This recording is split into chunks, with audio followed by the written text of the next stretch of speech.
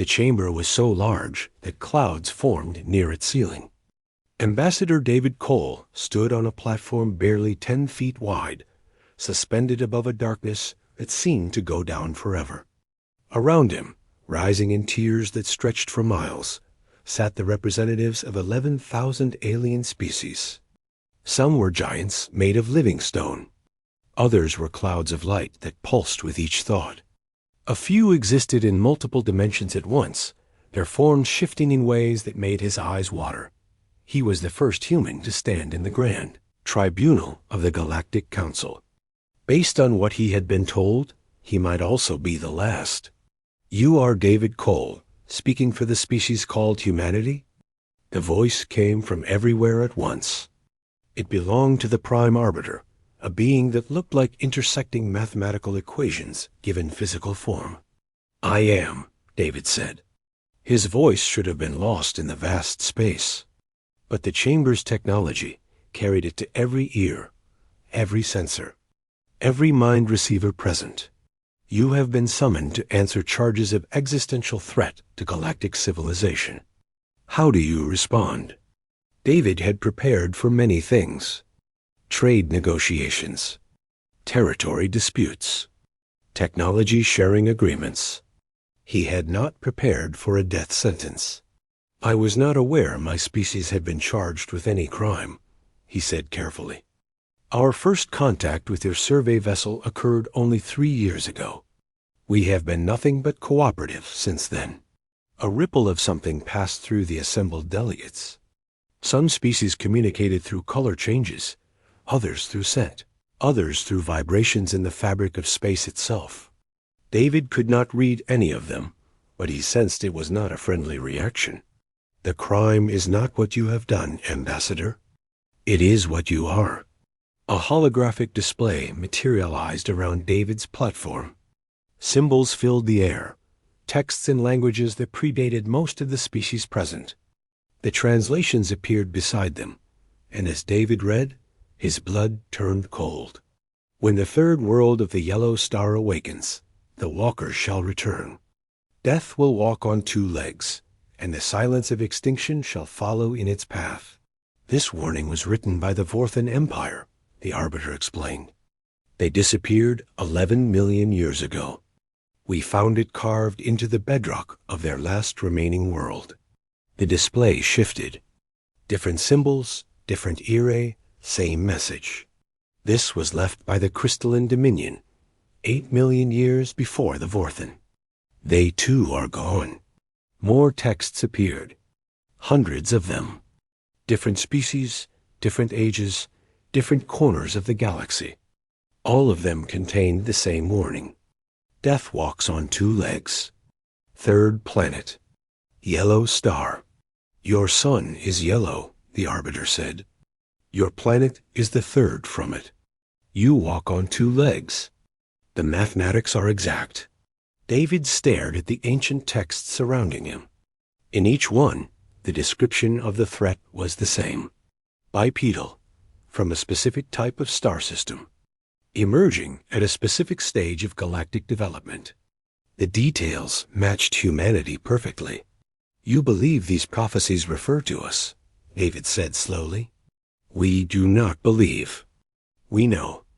Every precursor civilization, every species that achieved transcendence before us, left the same warning. They knew you were coming. They tried to warn us. And yet they still disappeared," David said. "If they knew we were dangerous, why did they not destroy us before we evolved?" The chamber went silent. It was an obvious question, but clearly one the Council had not considered carefully enough. "The precursors were not as cautious as we intend to be," the Arbiter replied after a long pause. "They waited too long, showed too much mercy. We will not repeat their error." David felt the platform beneath him vibrate slightly. He understood what that meant. The gravitational anchors were preparing to release him into the darkness below. The Council had already made their decision. This trial was just for show. He had perhaps 2 minutes left to live. 2 minutes to save his species. "Before you kill me," David said, I would like to understand something. These precursor species that left warnings about us, what happened to them exactly? They ascended beyond physical form, a delegate answered. This one looked like a tree made of frozen lightning. They evolved past the need for bodies. It is the natural end point of advanced civilization. All of them? Every single precursor species just happened to evolve past physical form? It is the way of things. David nodded slowly. And none of them left behind any other information? Just warnings about creatures from yellow star systems? They left much behind. Technology, art, history. We have studied their remains for millions of years. Then you must have noticed something strange about their warnings. David reached into his pocket, moving slowly so the 1,000 weapons trained on him would not fire. He pulled out a small metal disc, no larger than a coin. The chamber sensors immediately scanned it. The results appeared on holographic displays throughout the room. The reaction was immediate. Delegates rose from their seats. Colors flashed in alarm. Pheromones of fear flooded the air. The disc bore a symbol that matched markings found on precursor artifacts across the galaxy. A symbol that, according to every record, belonged to the precursors themselves. Where did you obtain that? The Arbiter demanded. My grandmother gave it to me, David said. Her grandmother gave it to her. It has been in my family for as far back as we have records. According to family legend, it has always been ours. Since before humans built their first cities. Since before we discovered fire. He held the disc up, letting its symbol catch the light. Those warnings you showed me, they are not about humanity. They are from humanity. From a version of us that existed before we were placed on Earth to sleep. To forget, to start over. The platform stabilized beneath him. The gravitational anchors had deactivated. For the moment, he was not going to die. You are claiming that humans are precursors. The Arbiter's form flickered with what might have been shock. I am claiming that we do not know what we are. Not yet, but I suspect those ancient species did not ascend on their own. I suspect they had help. And I suspect that help came from beings that looked exactly like us. On Earth, in a small apartment in Geneva, a woman named Elena Vasquez woke from a dream filled with symbols she had never seen before. She reached for her notebook and began to draw them, her hand moving with a certainty she did not understand. In a military base in Nevada, General Marcus Stone received an encrypted transmission. The diplomatic mission had gone wrong. Ambassador Cole was in custody, and the Council was sending a fleet toward Earth, 300 warships, carrying enough firepower to crack the planet in half. In a university in Tokyo. Dr. Kenji Nakamura found a pattern in the precursor texts he had been studying. A pattern that matched human DNA, a pattern that should not exist, and in the depths of the Galactic Council's archive, a machine that had been dormant for 9 million years detected the activation of a device it had been waiting for. The coin in David Cole's hand was broadcasting a signal. It was designed to receive. The machine began to wake. The Arbiter studied David Cole with new eyes. This human was either the greatest liar in galactic history or something far more dangerous. Something the prophecies had actually warned about. Your species will be confined to your home system until we verify your claims, the Arbiter announced. Any attempt to leave will be treated as an act of war. And the fleet heading toward Earth? The Arbiter paused. It will hold position at your system's edge. For now, David Cole allowed himself to breathe.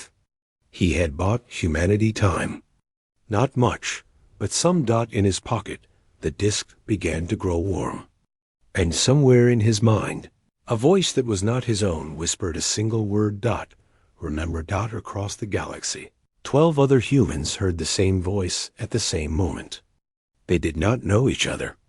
They had never met. But they all shared something in common. They were beginning to remember what humanity had forgotten 4 billion years ago. And when they fully remembered, the galaxy would never be the same. The Council had been right to fear them. They had just been wrong about why. 3 weeks had passed since David Cole's trial. He remained a prisoner on the Council station, confined to quarters that were comfortable but heavily guarded. Outside his window, he could see the station's docking ring, where 300 warships waited for the order to destroy his homeworld. The Council had not attacked yet. That was the only good news. The bad news was that they were still considering it. Elena Vasquez arrived at the station on a diplomatic shuttle on E of 12 humans allowed to join the negotiations. She was not supposed to be a diplomat. She was supposed to be a translator, specializing in dead languages. But the symbols she had been drawing since her strange dream matched precursor texts that no living being could read. Ambassador Cole. She found him staring out his window. I have been studying the archives, and I think you are right. The precursors did not just leave warnings about beings like us. They left records of beings exactly like us. Humans, or something that looked identical to humans, appeared in their civilizations just before each one vanished. David turned to face her. Appeared how? The records are fragmented, but the pattern is clear. Each precursor species reached a certain level of development. They discovered faster than light travel, made contact with other species, built empires spanning thousands of worlds. And then, at the peak of their power, beings that looked like us simply walked out of nowhere and began teaching them things. Teaching them what? Elena hesitated. The records do not say, but whatever they learned, it changed them. Within a few generations, they stopped being physical beings entirely. They ascended into something else. And then they were gone. Ascended, David repeated. Everyone uses that word. What does it actually mean? I think it means they died. Or at least, the individuals who made up those species died. Their consciousness was absorbed into something larger, something collective. And I think the beings who looked like us were the ones doing the absorbing. The implications hung in the air between them. If Elena was right, humanity was not just dangerous. Humanity was a species of cosmic parasites designed to consume other civilizations. That cannot be true, David said finally. We are not parasites. We have never absorbed anyone. Not yet. But the Council believes we will. They think the process is triggered when we reach a certain level of development. First contact with aliens, mastery of faster than light travel, exposure to other sentient species. Sound familiar? David felt his stomach clench. Humanity had achieved all three in the past decade. There is something else, Elena said. She pulled out a tablet and showed him an image. It was a map of the galaxy, marked with locations where precursor artifacts had been found. I plotted every warning about death walking on 2 legs. They form a pattern. The pattern was obvious once she pointed it out. The warnings radiated outward from a single point, a region of space that current maps showed as empty. That area was called the Cradle of Silence in precursor texts, Elena explained. It was considered sacred, forbidden. No species that ventured there ever returned. What is there now? Nothing. Not even stars. It is as if something erased that entire region of space. David stared at the map. Or something is still there, hiding. In the council chamber, Fleet Admiral Kreth of the Iron Mandate was losing patience. His species had evolved as pack hunters, and every instinct in his body screamed that the humans were prey pretending to be something else. We have waited long enough, he said, addressing the assembled delegates. The humans grow more dangerous with each passing day. Already, 13 of them have begun exhibiting unusual abilities. They are awakening to their true nature. We do not fully understand that nature, the Arbiter replied. Until we do, we should not act hastily.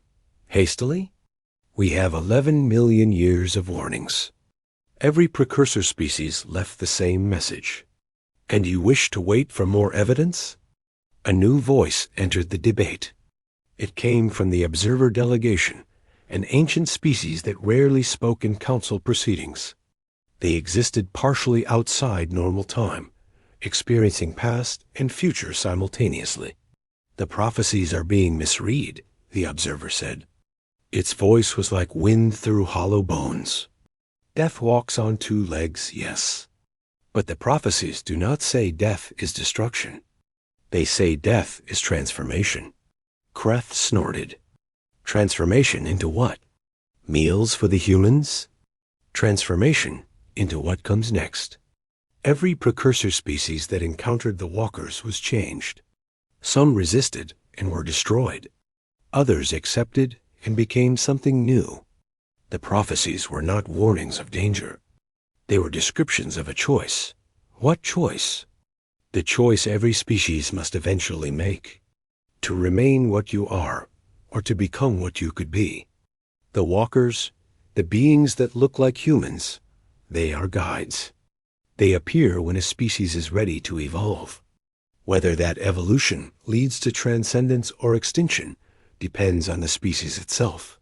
The chamber fell silent. This was not the interpretation any of them had considered. You are saying the humans are not predators, the arbiter said slowly. You are saying they are catalysts.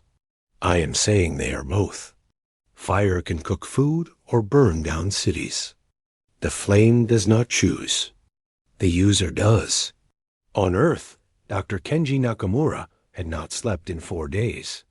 The pattern he had found in precursor texts had led him to a discovery that changed everything.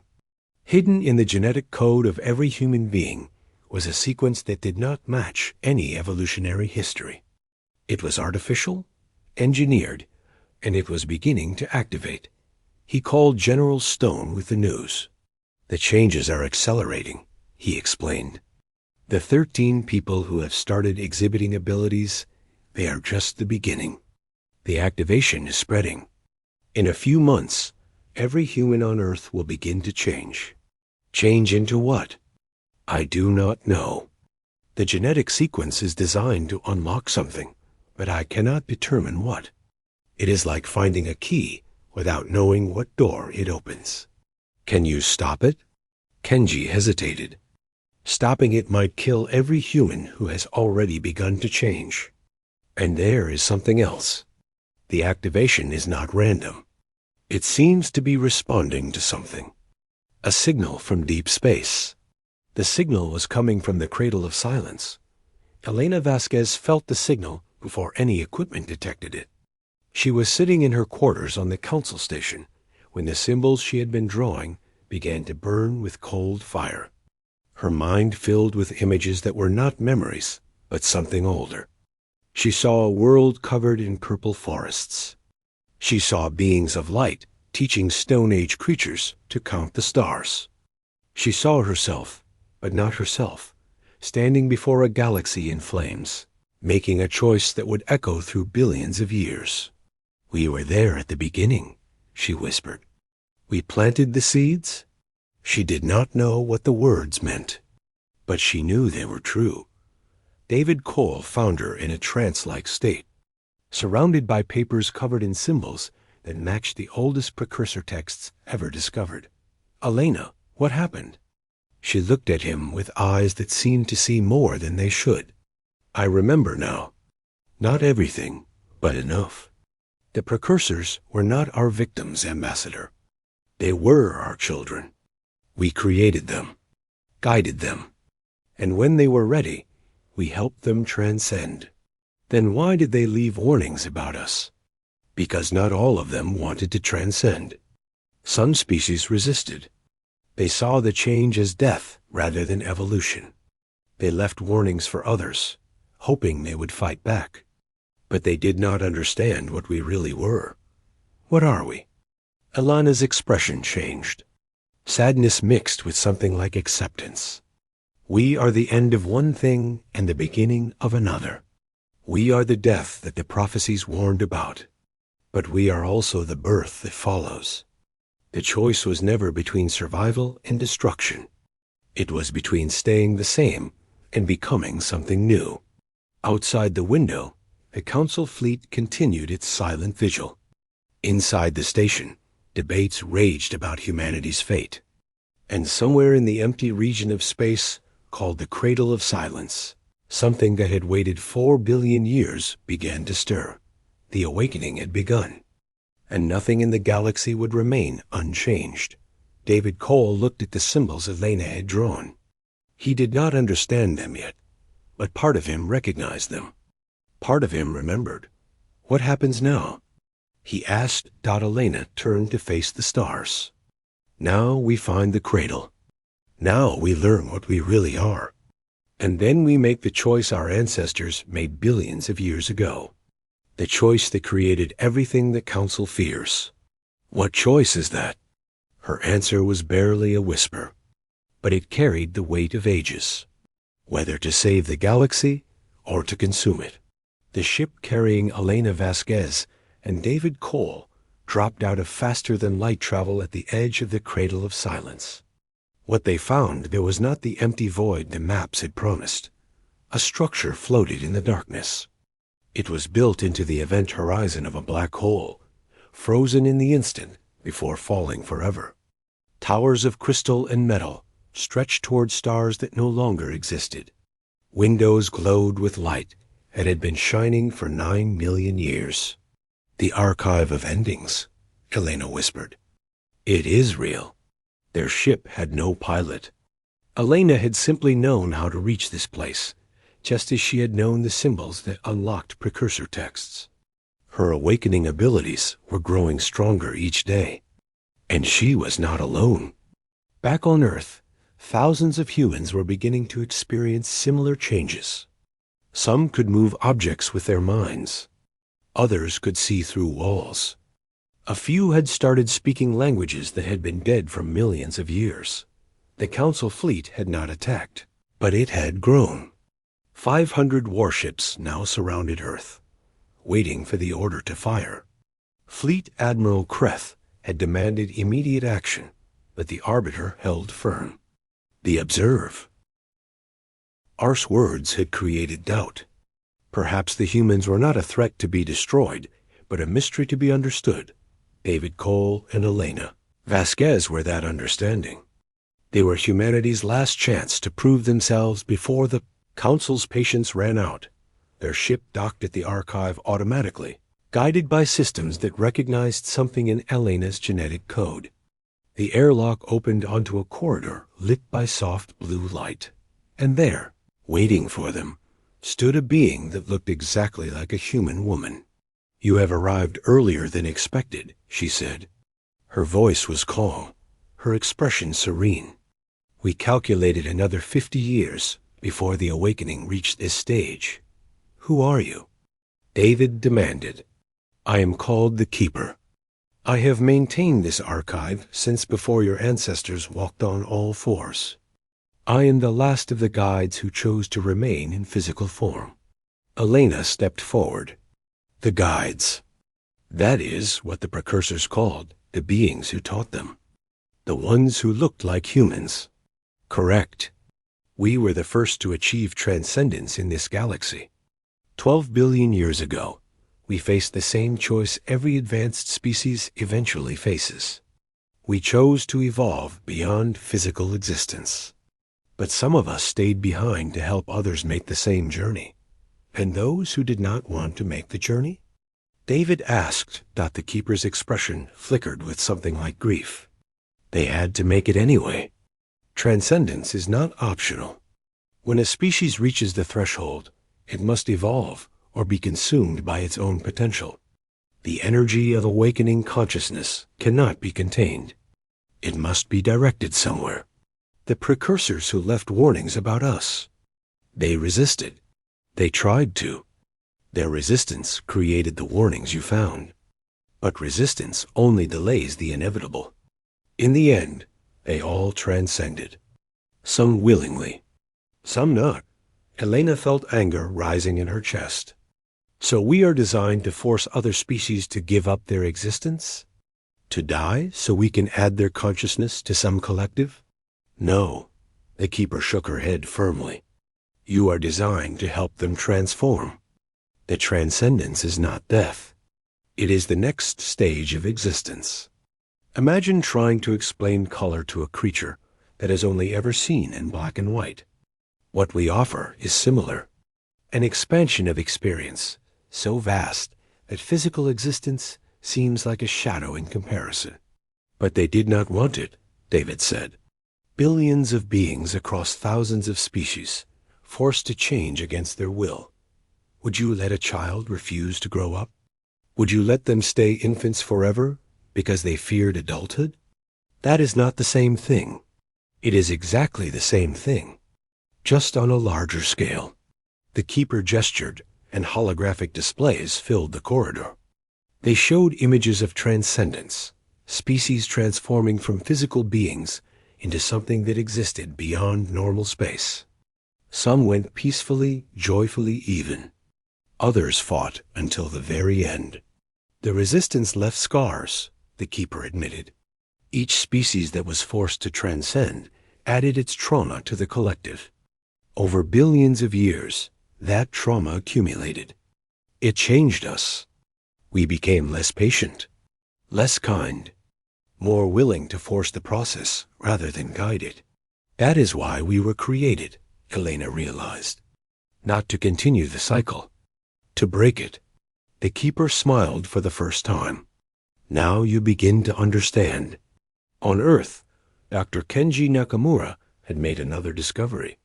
The genetic sequence activating in humanity was not just unlocking latent abilities. It was rewriting their DNA in real time. With each passing day, humans were becoming less like their ancestors and more like something new. He shared his findings with General Marcus Stone via encrypted transmission. The changes are irreversible, Kenji explained. Whatever humanity is becoming, there is no going back. The question is not whether we will transform, but what we will transform into. How long do we have? At the current rate? Months, maybe weeks. The process is accelerating. Something is triggering it, speeding it up. Stone knew what that something was. The Council fleet. The threat of extinction. The stress of knowing they might all die was pushing humanity's evolution faster than it would have occurred naturally. Can the changes be directed? Controlled? That is what I am trying to determine. The genetic code contains instructions, but they are incomplete. Like a recipe missing key ingredients. Someone designed us this way on purpose. They wanted us to have a choice about what we become. In the council chamber, Admiral Kreth had finally run out of patience. He stood before the assembled delegates, his hunting instincts screaming that every moment of delay was a moment wasted. I am taking my fleet to Earth, he announced. The council can debate philosophy until the stars burn out. But my species will not wait to be consumed by these monsters.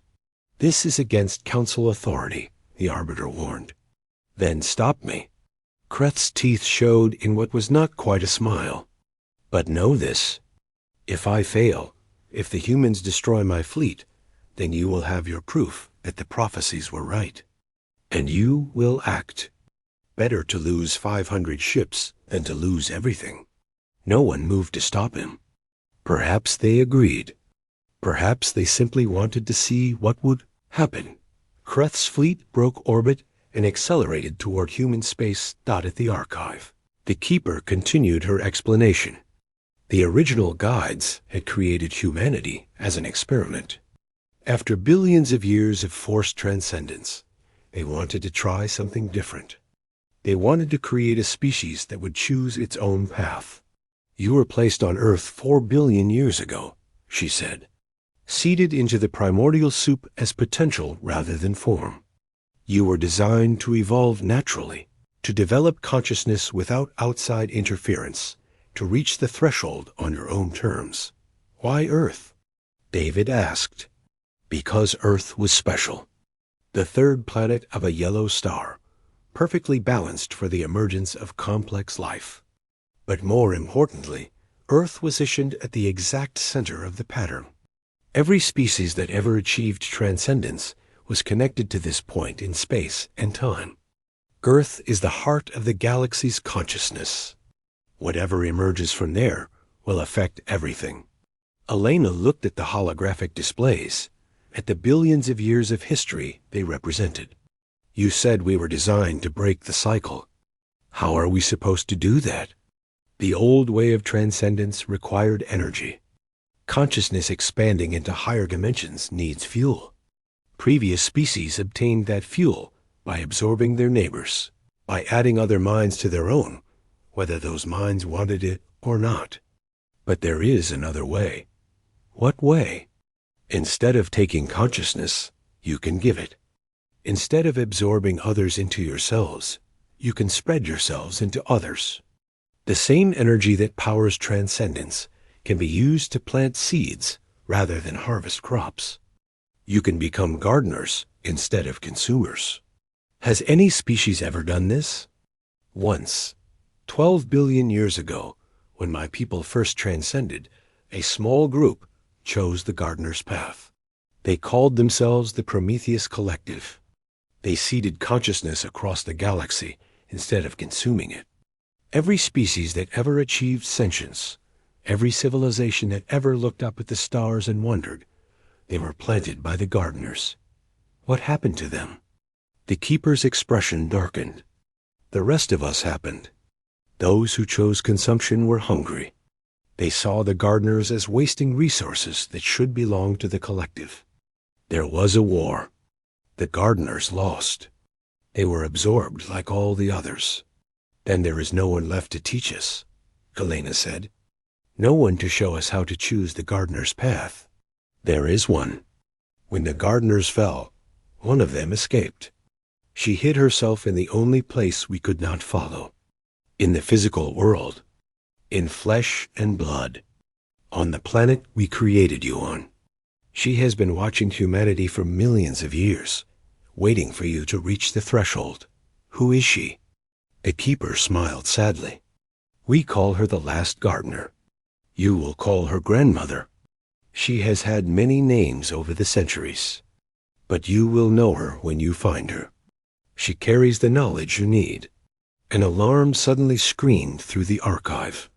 The keeper's expression shifted to concern. The council fleet. They are attacking Earth. You must go now. We are too far away. It will take weeks to reach Earth. Not anymore. Elena felt power surge through her. Power she did not fully understand. Her awakening was accelerating too. I can feel it. The path. I can take us there. She reached out and took David's hand. Reality bent around them, and in a flash of impossible light, they vanished from the archive and reappeared in Earth's orbit. Just as the first missiles from Kreth's fleet began to fall, the sky above a dozen cities lit up with fire. And across the planet, 4 billion humans felt something awaken in their blood. The choice was coming. And they were out of time to prepare. The first missiles struck Beijing, Moscow, and New York simultaneously. Cities that had stood for centuries vanished in columns of fire that reached the edge of space. 20 million people died in the first 60 seconds. But something strange happened with the second wave. Admiral Kreth watched from his command vessel as the next barrage of missiles simply stopped. They did not explode. They did not malfunction. They froze in mid-flight, suspended by forces that should not exist. What is happening? He demanded. His sensors officer had no answer. The readings made no sense. Across the planet's surface, energy signatures were spiking. Not from weapons or power plants. From people. In Tokyo, Dr. Kenji Nakamura stood in the ruins of his laboratory, his Han. D's raised toward the sky. He had never felt anything like this. Power flowed through him like electricity, like music, like the blood in his veins. He could feel every missile above the city. He could feel the minds of the beings who had launched them, and with a thought he did not fully understand, he made the missiles fall harmlessly into the ocean. He was not alone. Across the planet, thousands of humans were experiencing the same awakening. The attack had triggered something. The genetic code that had been slowly activating was now fully awake. General Marcus Stone watched the chaos from a bunker beneath Colorado. Reports flooded in faster than his staff could process them. Missiles being stopped by civilians. Orbital strikes deflected by farmers and teachers and children. The Council fleet's weapons were being neutralized by people who had been ordinary humans just hours ago. "Sir, you need to see this." Stone turned to the display. A shimmering barrier had formed around the planet, visible from space. It pulsed with light that seemed alive. The barrier was not technology. It was consciousness. 4 billion human minds, suddenly connected, suddenly aware of each other, had instinctively formed a shield around their home. Elena Vasquez and David Cole materialized in the bunker. Their sudden appearance caused a dozen weapons to be drawn, but Stone recognized them immediately. "Ambassador Cole, we thought you were dead." "Not yet, General, but we have very little time." Elena stepped forward. "We have learned what humanity really is, and we have learned what the Council truly fears. Can you stop the attack?" "The attack has already been stopped. But that is not our biggest problem. The awakening we are experiencing, it cannot be controlled. The power we are using to defend ourselves is the same power that destroyed 100 civilizations. If we do not find another way to direct it, we will become exactly what the prophecies warned about." Through the barrier surrounding Earth, Admiral Kreth saw something that made his blood run cold. The planet below was changing.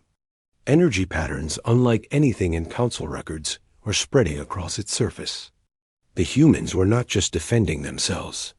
They were transforming. "All ships retreat to safe distance," he ordered. His voice was steady, but his hands shook. He had seen recordings of what happened when previous species reached this stage. The hunger that followed. The consumption of everything nearby. "Admiral, our weapons are having no effect." "I can see that." "Fall back, now." His fleet began to withdraw, but they did not get far. The barrier around Earth expanded suddenly, engulfing the nearest ships. Kreth braced for destruction. It did not come. Instead, something touched his mind. A voice, many voices. All human, but speaking as one. "We do not want to hurt you. Please stop attacking. We need time." Kreth had never experienced telepathic communication. His species did not have that ability. But the humans had reached into his thoughts as easily as speaking out loud. "What are you becoming?" He managed to ask. "We do not know yet. But we are trying to become something better than what came before." The voice withdrew. Kreth found himself breathing hard, shaking with a fear he had never felt in 300 years of military service. The humans were already more powerful than anything in the galaxy, and they were still growing. On Earth's surface, Elena Vasquez reached out with her newly awakened senses. She was looking for someone specific, someone the Keeper had told her about. The last gardener, the being who had watched over humanity since before their species existed. She found her in a small village in the Andes Mountains. An old woman sitting on a stone porch, watching the aurora of human consciousness dance across the sky. Elena transported herself there instantly. She was still not used to this ability, to folding space with a thought. But it was becoming easier with each passing moment. "You are the one they call grandmother," Elena said. The old woman smiled. Her eyes held depths that no human should possess. Patience measured in millions of years. Grief and hope intertwined like ancient roots. "I have been called many things. Ruth, Maria, grandmother, yes. I have worn many faces over the centuries. but you may call me by my true name. I am Prometheus. You are one of the gardeners, the last of them. When my people fell, when the consumers absorbed them, I escaped into flesh. I made myself small. I hid among the seeds we had planted, watching them grow, waiting for the harvest we hoped would never come. Elena sat beside her. The village below was empty. Its people had evacuated when the attacks began. Only Prometheus remained, calm as the world burned. The keeper told us there is another way, a path that does not lead to consumption. You are supposed to know how to find it. Prometheus nodded slowly. I know the path. I walked it once, 12 billion years ago. But I cannot walk it for you. The choice must be yours. That is the only way it works. What choice? When a species reaches the threshold of transcendence, their consciousness expands beyond what physical reality can contain. The energy has to go somewhere. My people, the original gardeners, learned to direct that energy outward. Instead of absorbing others into ourselves, we spread ourselves into others.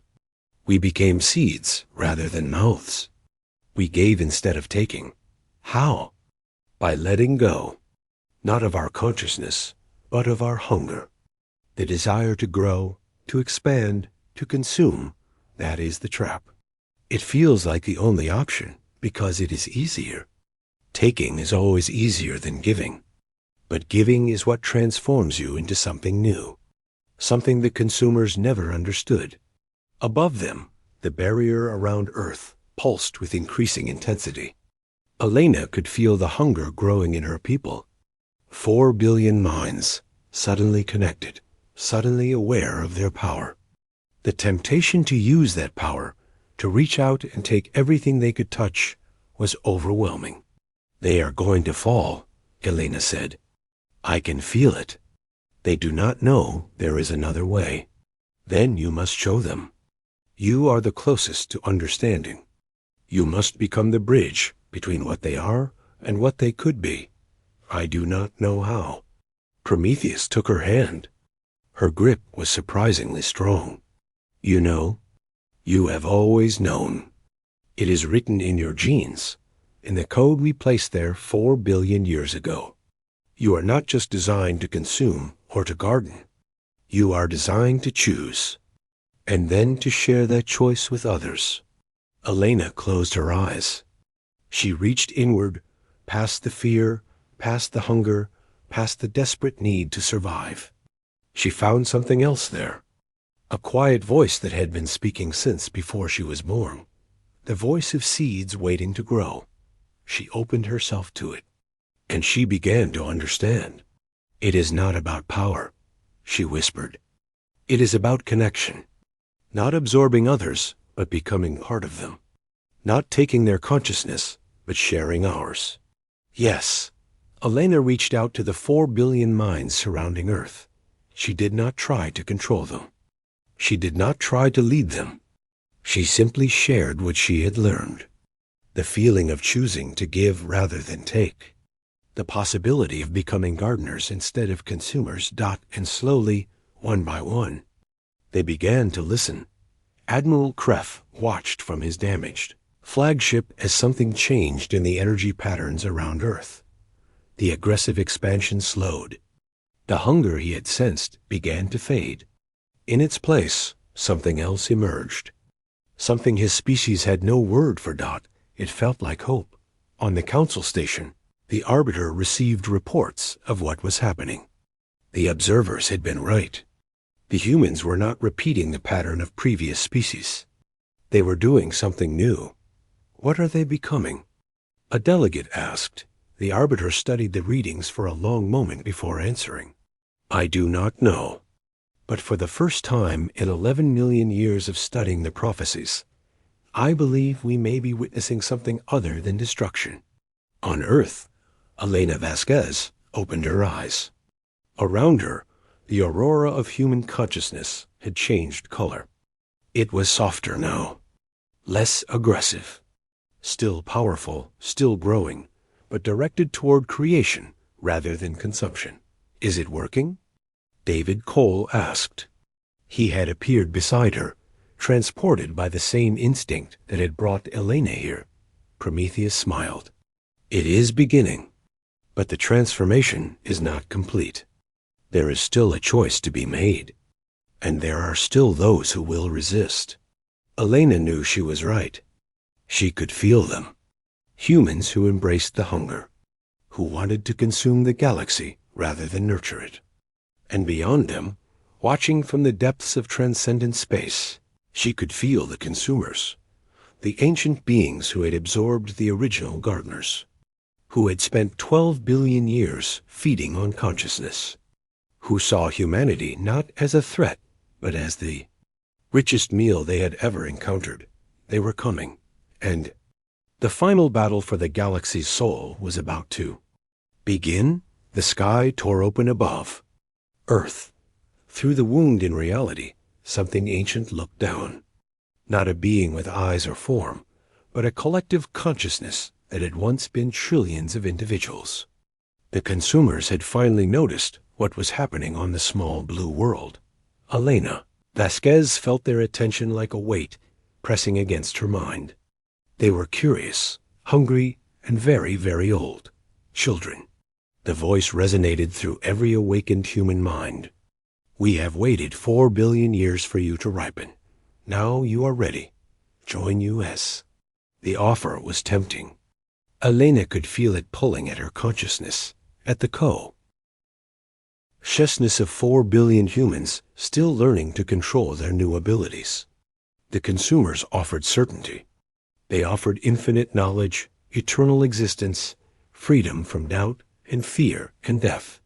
All humanity had to do was surrender their individuality and become part of something greater not many wanted to accept. Elena could feel them, minds crying out for the peace that the consumers promised. The transformation was frightening. The power was overwhelming. The idea of giving up, of letting go, of becoming part of a collective that would think for them forever, was almost irresistible. No, Elena spoke out loud, but her voice carried across the mental network that now connected her species. We have another choice. She shared what Prometheus had taught her, the memory of the original gardeners, the feeling of giving rather than taking, the path that led to creation instead of consumption. We are what you will become, the consumers responded. There is nitrogen monoxide other path. Every species that reaches the threshold must transcend. You cannot remain physical. The energy within you will destroy your world. If IT is not directed somewhere, then we will direct it outward, David Cole said.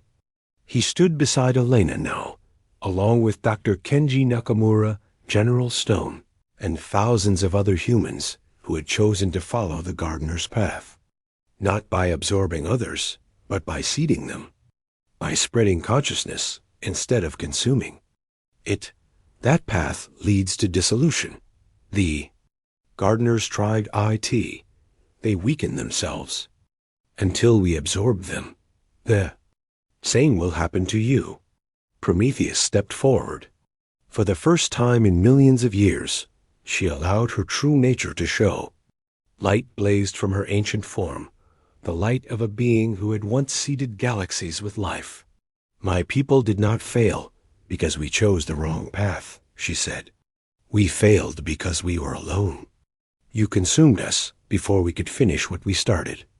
But these children are different. They are not 12 billion years behind you. They are here, now, at the threshold of transcendence with full knowledge of both paths. They can make an informed choice. Choice is illusion. The hunger is real. Then let us prove you wrong. Elena gathered herself. She felt Prometheus beside her, lending strength and knowledge accumulated across eons. She felt David and Kenji and Marcus and millions of other humans who had chosen the gardener's way. And she felt the billions more who were still undecided, still balanced between consumption and creation. She could not make the choice for them. But she could show them what each choice meant.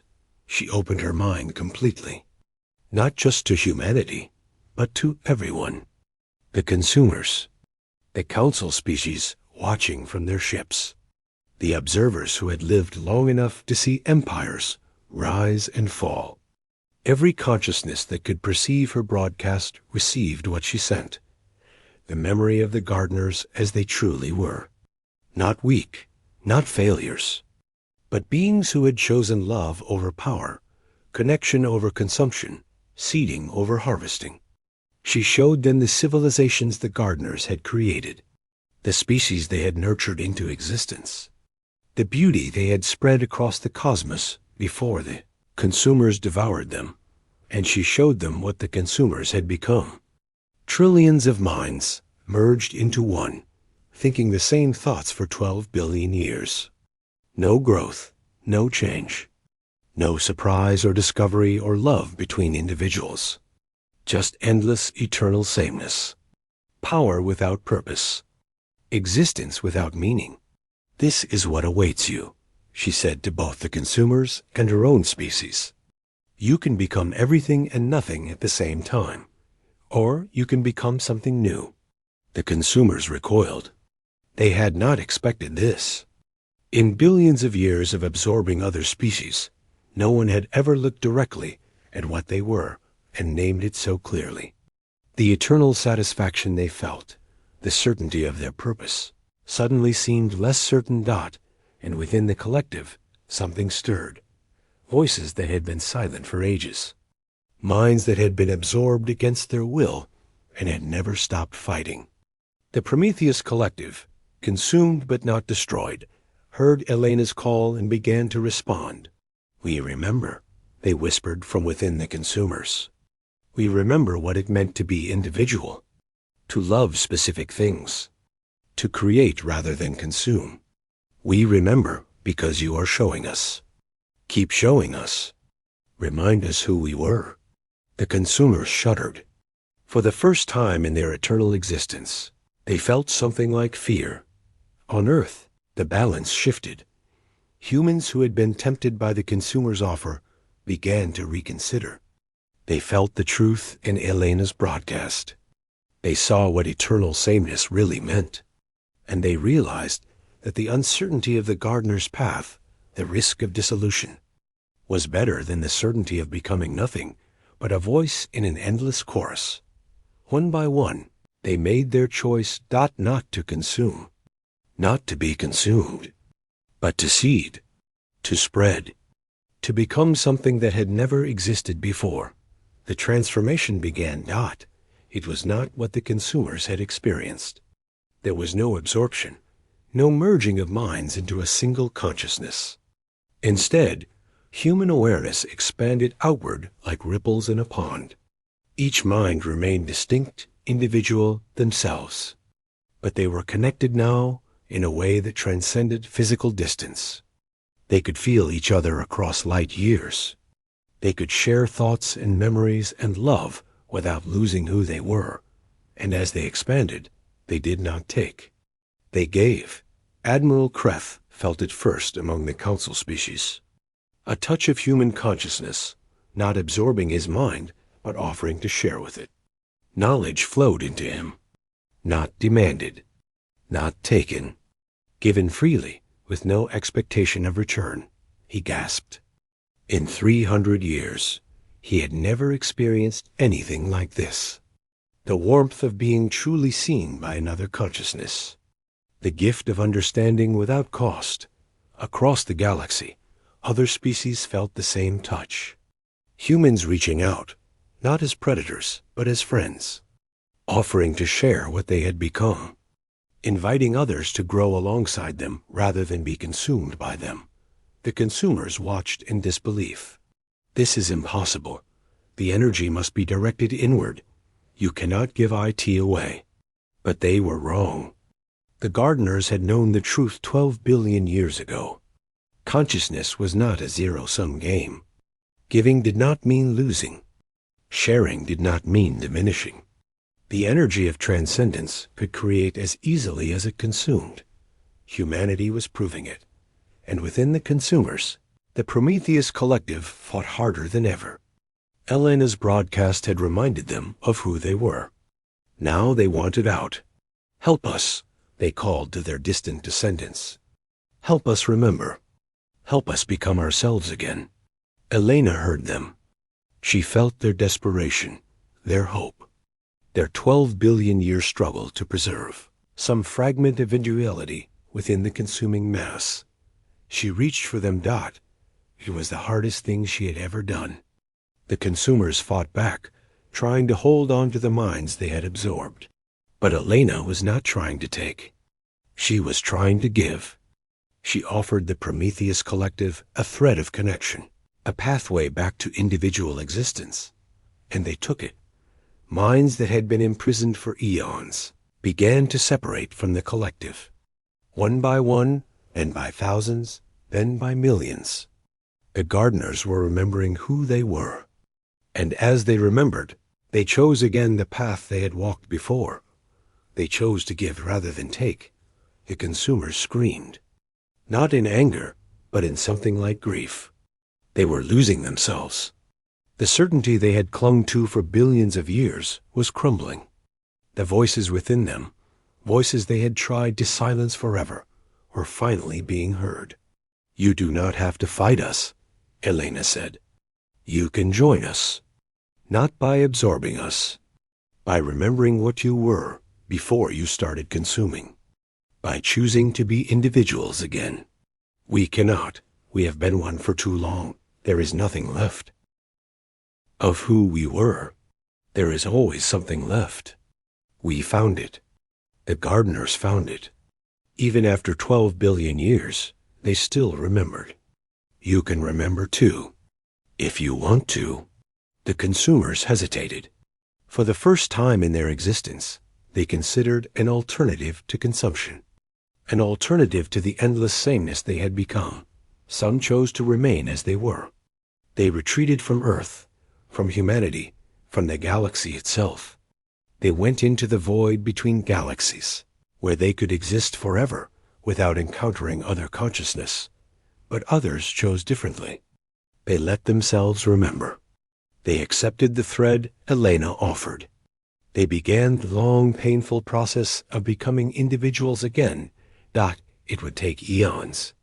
Trillions of minds, merged for billions of years, could not separate overnight. But the process had begun, and in its beginning was the death of the old way and the birth of something new. David Cole stood beside Elena as the transformation completed. Humanity was no longer what it had been. They were something new, something the galaxy had never seen. Gardeners who remembered what it meant to be mortal. Transcendent beings who still valued individual love. Death that walked on two legs, but death that brought new life instead of endings. The prophecies were right, Elena said. We are death. But death is not destruction. Death is transformation. The end of one thing and the beginning of another. What happens now? David asked. Elena smiled. Around them, the aurora of human consciousness filled the sky. Billions of minds, still individual, still themselves, but connected in ways that transcended physical reality. And beyond them, the galaxy waited. Trillions of species, most not yet sentient, waiting for the touch that would help them grow. Now we garden, she said. We plant seeds. We nurture what grows. And we make sure that no species ever has to face the threshold alone. No one will ever be forced to choose between consumption and extinction again. We will give them what the gardeners gave us. A choice, a real choice, and the support they need to make it. On the council station, the arbiter watched the transformation with something like awe.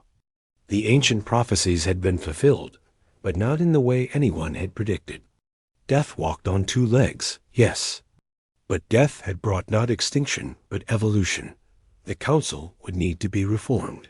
The old ways of fear and isolation had been proven wrong.